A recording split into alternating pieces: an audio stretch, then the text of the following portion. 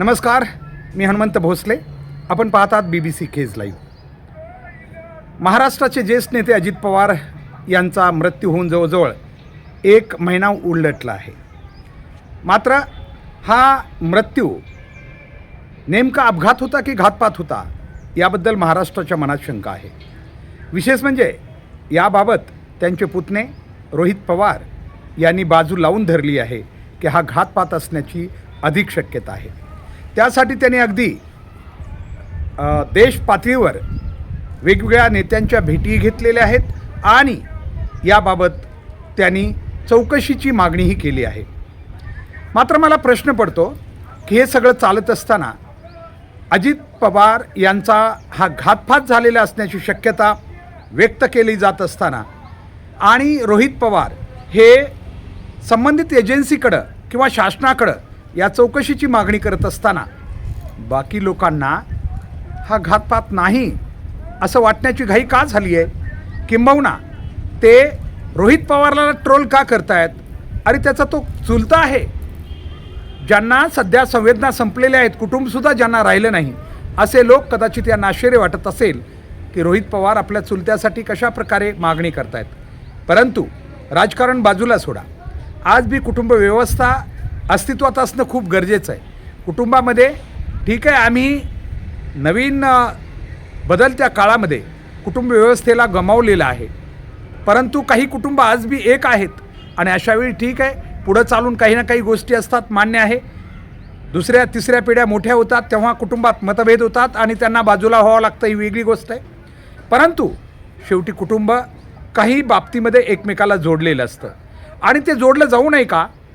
म्हणजे रोहित पवार यांनी अजित पवारांच्या मृत्यूबद्दल किंवा त्यांच्या घातपाताबद्दल शंका व्यक्त करून चौकशीची मागणी करू नये का? मला हा प्रश्न खूप गंभीर वाटतो आहे. आणि ट्रोल करणारे जे आहेत संवेदनाहीन असे लोक, ते कधीकधी राजकारणावर जातात, कधी पवार कुटुंबियावर जातात, तर कधी अन्य गोष्टीवर जातात. अरे जरा थोडं जागे व्हा, कारण शेवटी एखाद्या कुटुंबातला सदस्य त्यांच्यासाठी जर चौकशीची मागणी करत असेल तर इतरांच्या पोटात दुखण्याची काय गरज आहे मला हेच कळत नाही आहे. आणि त्यांनी अशा गोष्टीबद्दल ट्रोल का करावं हेही कळत नाही आहे. मग त्यांना लई ज्ञान आहे का, त्यांना हवाई क्षेत्रातलं किंवा वैमानिक ते आहेत का वगैरे वगैरे अशा प्रकारचं विधानं करून काही लोक त्यांना ट्रोल करण्याचा प्रयत्न करतात. अर्थात इथं फक्त राजकारण आहे. अनेक लोकांना ज्यांनी राजकारणाशी जोडले गेलेले आहेत आणि विशेष म्हणजे चौकशी का नको म्हणतायत हे लोक? चौकशी तर झाली पाहिजे. अनेक नेते आमचे गमावले, त्यांच्या चौकशा झाल्या नाहीत. खरं तर आम्ही लोकनेते गोपीनाथराव मुंडे यांच्या बाबतीत ही हलगर्जीपणा केला नक्कीच.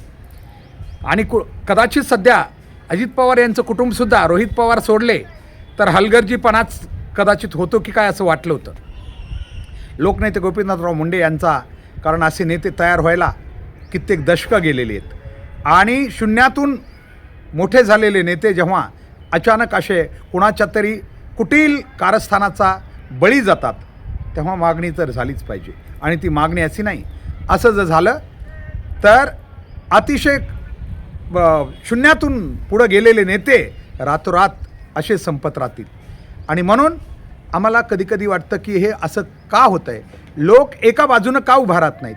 इथं कुणाला वाईट वाटण्याची गरज काय? ठीक आहे, चौकशीत हा अपघात असेल हे सिद्ध होईल, परंतु जे मुद्दे काढले जात आहेत किंवा पुढं आलेले आहेत, अनेक घटनाक्रम पुढं आलेले आहेत, याचं तुम्हा लोकांना वाईट का वाटावं हा प्रश्न आहे.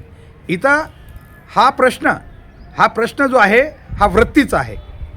जी काही राजकारणातली वृत्ती गुन्हेगारी वाढलेली आहे आणि समोर येणाऱ्या कोणालाही रातोरात गायब करण्याची किंवा संपवण्याची जी एक नवीन परिभाषा सुरू झालेली आहे ही खूप वाईट आहे. आणि हे जर अस्तित्वात आलं पुढेही तर हे राजकारण कोणत्या दिशेला जाईल याचा आपण विचार केला पाहिजे. कारण यामध्ये ठीक आहे, सुरुवातीच्या दिवशी जेव्हा अजित पवारांसारखा महान नेता गेला तेव्हा महाराष्ट्र शोकसागरात बुडाला होता.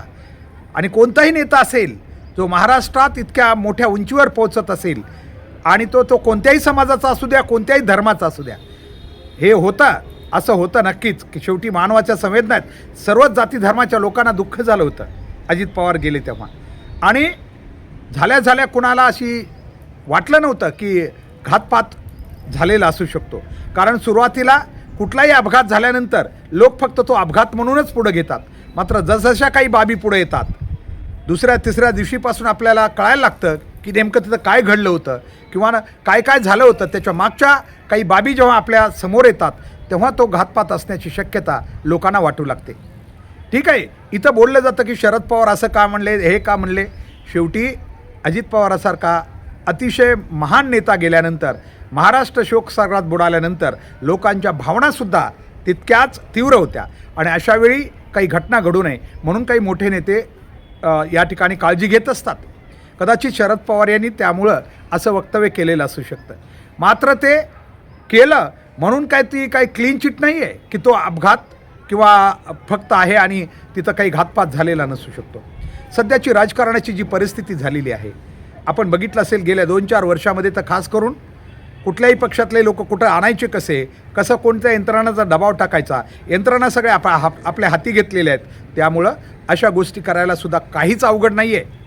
जर हे सिद्ध झालेलं आहे, महाराष्ट्रानं आणि देशानं पाहिलेलं आहे एका पक्षातून दुसऱ्या पक्षात लोक कसे पळत सुटतात ते, कारण त्यांना कोणीतरी तसं धमकावलेलं असतं. तू जे काही मिळवलेलं आहेस ते कदाचित त्याची चौकशी झाली तर तुला आज जावं लागेल आणि म्हणून पक्ष फुटले रातोरात. तसंच ते काही जमलं नाही तर नेत्यांनाच कसं संपवायचं याचेसुद्धा कारस्थानं रचले जाऊ शकतात आणि यामागं काही अवघड नाही आहे. काही ठराविक गोष्टी जर मॅनेज केल्या तर असे मोठे अपघातसुद्धा करणं काहीच अवघड नाही आहे. हे सिद्ध होऊ लागलेलं आहे. कारण याही अपघातामध्ये अनेक गोष्टी अशा संशयास्पद आहेत. अगदी पायलटची बदली असेल, अनेक गोष्टी आहेत आणि त्यामुळं दृश्यमानता नसताना पायलटला त्या ठिकाणी पाठवणं किंवा विमान उतरायला लावणं किंवा टेक ऑफ करायला लावणं, हे सगळं जर बघितलं तर संशयाच्या नक्कीच याच्या भोवऱ्यात आहे. आणि त्याहीपेक्षा अनेक गोष्टी आहेत जे मी म्हणतो रोहित पवार यांनी मांडलेल्या गोष्टी जर त्यांची चौकशी का करू नये, त्यांनी ज्या पत्रकार परिषदेत ज्या शंका घेतलेल्या आहेत त्याची चौकशी का होऊ नये. आणि चौकशी होऊ नये असं वाटणाऱ्या मला एक कमाल वाटते बऱ्याच वेळा की काही मागणी ही शासनाकडे केली जाते आणि काही ठराविक पक्ष किंवा त्यांचे समर्थक किंवा इतर बी काही लोक असतील हेच का उत्तरं देतात हे कळत नाही. अरे तुम्ही गप्प बसा ना. त्यांचे नातेवाईक आहेत. आता नातेवाईक ते कसे होते, किती खरे होते, खोटे, अरे हे राजकारण आहे. राजकारणात आम्हाला माहिती आहे महाराष्ट्रातल्या सगळ्याच घरामध्ये चुलते पुतणे सगळेच काय झालेलं आहे हे महाराष्ट्रानं पाहिलेलं आहे सगळीकडं. त्यामुळं सगळीकडे हेच आहे, सगळ्या पक्षातले हेच आहे, सगळ्या कुटुंबातलं हेच आहे. त्यामुळं आपण कशाला या गोष्टीची जास्त अशी हे करावी हे आपण लक्षात घेतलं पाहिजे. मात्र या ठिकाणी आम्हाला एवढंच वाटतं की रोहित पवार जर मागणी करत असतील तर त्याबद्दल कुणाचा आक्षेप असण्याचं काही कारण नाही आहे आणि ती चौकशी झाली पाहिजे. कारण जसजसा काळ पुढं चालला आहे, अनेक बाबी पुढे येऊ लागलेल्या आहेत, तेव्हा हा अपघात नव्हे तर घातपात असण्याची दाट शक्यता निर्माण झालेली आहे. आणि त्यातच राजकारणातली स्पर्धा ही सुद्धा या घातपातामागचं एक कारण असू शकते, हेही नक्कीच आहे. कारण ही स्पर्धा खूप खतरनाक आहे. कारण आजपर्यंत या स्पर्धेनं अनेक नेते संपवलेले आहेत. मग ते काँग्रेसमध्ये असेल, भारतीय जनता पार्टीत असेल किंवा कोणत्याही पक्षात असेल की कोण कुणाला जड आहे. आणि अलीकडच्या काळात भ्रष्टाचाराच्या काळात अजित पवार यांनी जे म्हटलं होतं की माझ्याकडेही काही भ्रष्टाचाराच्या फाईल आहेत हे वगैरे वगैरे किंवा त्यांचं ते बाकी गोष्टीचं आहे तेही याला काही कारणीभूत आहे का हे बी तपासावं लागेल. परंतु तपास यंत्रणाच आता कुठंतरी बेलगाम झालेले आहेत. तपास यंत्रणाच विश्वासपात्र राहिलेल्या नाहीत. याचं काय.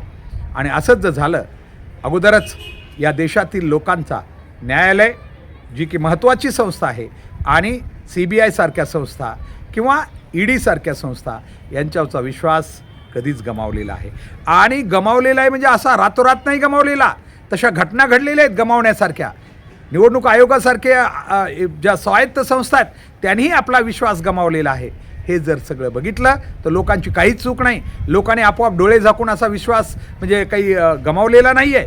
तर लोकांना त्याची कारणं, त्याच्या समोर ज्या घटना घडत गेल्या की ज्या घडायलाच नको होत्या, जे निकाल अपेक्षित होते त्याच्या विरोधात निकाल जेव्हा लागले तेव्हा लोकांनी ठरवलं की आता या यंत्रणा नक्कीच सत्ताधाऱ्यांच्या कुठंतरी नियंत्रणात काम करत आहेत, त्यांच्या दबावाखाली काम करत आहेत.